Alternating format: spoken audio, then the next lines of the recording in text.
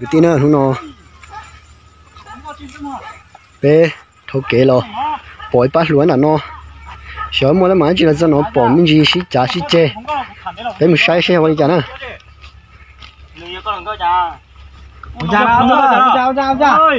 chào chị mà thấy không? Cho tổng có chế thảo cũng có chưa? Cũng chấm hồ chú.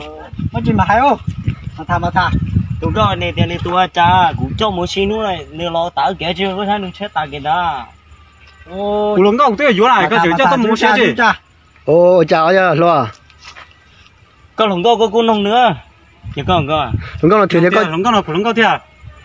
Cụ thể vô nữa, có cho nên muốn xe gì? Câu nào ấy ya, thì什么的？nè chỉ hai cú đi chỉ trong cái gì à? Cú tí chỉ thằng đấy, nếu chỉ thằng đấy ai cũng có. Chúa ya, sẽ chỉ ya rồi, mới chỉ thà, sẽ chỉ, mới chỉ có tiền cơ.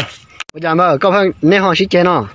Cú cha bỏ thằng đấy số, cho lần có phải xí lo chi chết chớ tới kẻ cú cha bỏ. Yo, lần có là như có lần có yo. Lần có thì có cho mua chứ.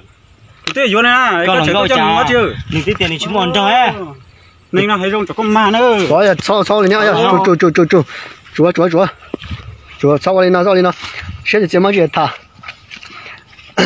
Lần có lần thuyền thì có lần có rồi, sẽ chỉ mà chỉ mấy mà chỉ thà. cái đó là những cái sau lên cuốn sổ nó nè, nó giờ chỉ cho nó sau này sau chỉ là giờ hai này này, thuyền thì có lần có rồi.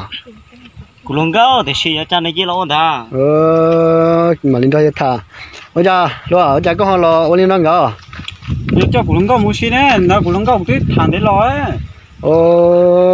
Cho cũng có xí什么的，来对这个人个东西个包个不么些嘛。你哪哟？特点你二零台都能够哟，都能够都那不呀？些个包个么些事。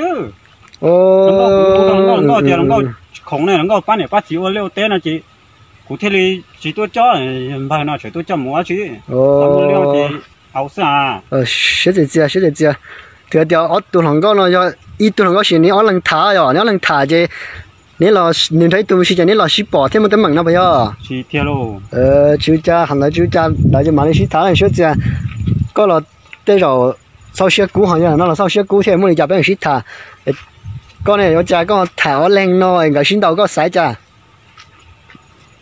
Cứ đi xin nhận được của nhà tôi cũng đâu vào xí thế. Bây giờ có cái nhà tôi bao này cho đúng là bây giờ. Nhiều có chụp kia rồi, có chụp đa cũng xẻ xẻ tao biết xong nó quá chiêu. Tôi tự mất cơ không có rồi à. Cái sự tốt đẹp thế nào thì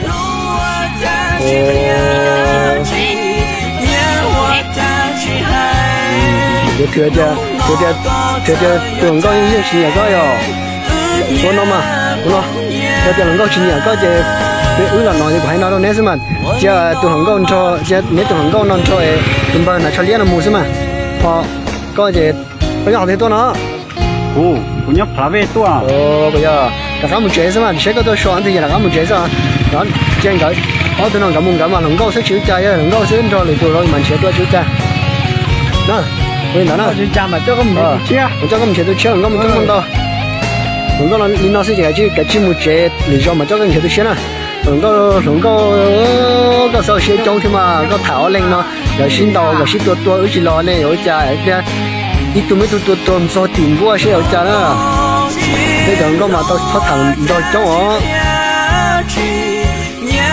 có lấy nó mà nó hai cái bên nó cái xe này trên lấy đặt một chế nè không có một chế một cái chung không có một chế này cái bên nó lấy mà lấy có một chế thế giờ rồi nó tôi đi xin đầu tôi đi cái nó kia một cái chế mình lấy khỏi bằng tôi sẽ tạt cái khỏi nhau nếu xong một xe đó giờ mà tôi muốn đi xóa tôi ra khỏi núi tôi leo chào không đâu mà có tụi nó có nó cái thảm đẹp bây giờ đây có thể sườn đâu chơi rồi nó có cái thảm đẹp lỡ rồi cái này nhá nó có chuyện gì rồi chứ xí mà đi dùng cho thì muốn trả tiền xua nó tiền xua cái mình chỉ được chia rồi tiền đấy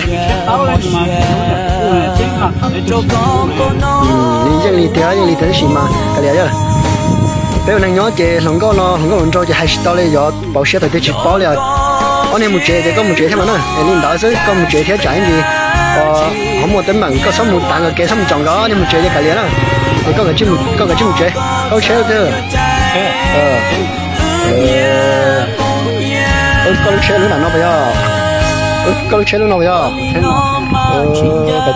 cái chi một chế đây nè có một chân nhau kem một đầu có hết bây giờ có một tấn nào bây giờ ôi cái nói rồi cái chi một chế xong một đá này kìa ôi giờ nó mà xin tao mua chẳng tiền đấy trồng như thế đó nên giờ cho lo tung sản lo sao mày nó nè ô sao mày nó xin chính thằng có mà xin tao hay chơi ở đầu kệ là ở trong khỏi bỏ giữ chỉ bỏ anh xin tao to này kệ nó cái tí nó nên chọn xuống thì lo sao sẽ trong nó nè